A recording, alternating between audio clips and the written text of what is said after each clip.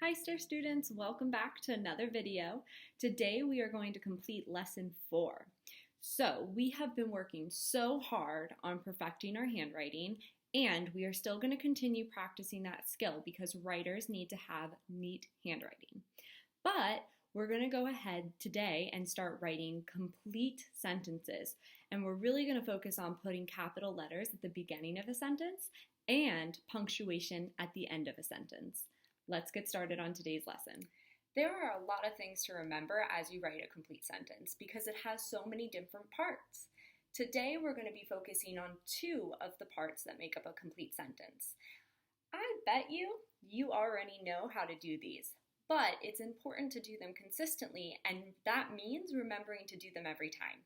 So today we're going to review adding capital letters at the beginning of a sentence, and we're also going to review punctuation. Specifically today, we're going to be talking about periods that come at the end of the sentence.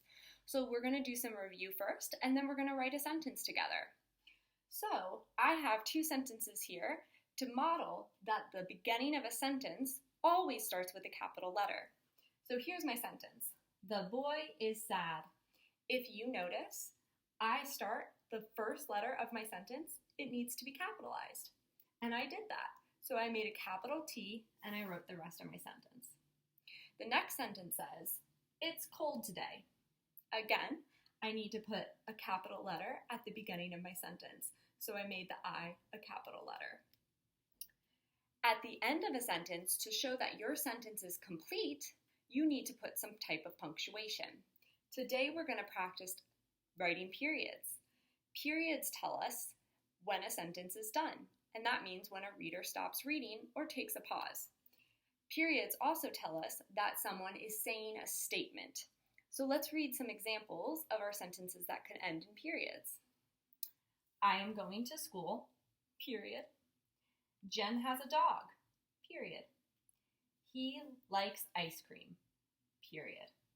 Also, if you notice, these sentences also start with capital letters because good writers consistently put capital letters at the beginning of their sentence.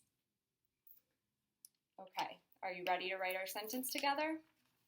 So I'm going to do the first example from your worksheet. So the first example from your worksheet is turn off the light.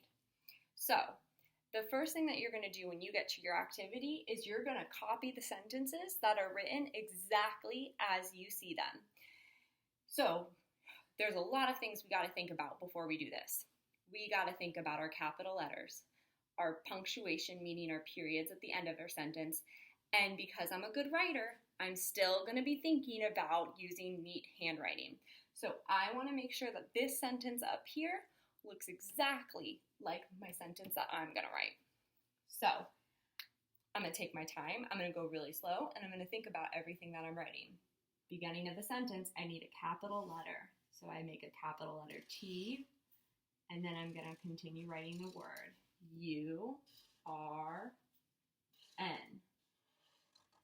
Turn, off, O-F. F, I know these are tall letters, so I gotta make them go on the length of my whole line. I might just run out of room. Light. And because I remember at the end of a sentence, I need to make some type of punctuation, I'm gonna add my period. Turn off the light. Nice and neat and easy to read. I have a capital letter at the beginning and a period at the end. Now it's your turn to copy your sentences. After you copy your sentences, there's space on your worksheet to write 2 of your own sentences. Just make sure they have capital letters and it's a statement, meaning it's going to end in a period. Good luck!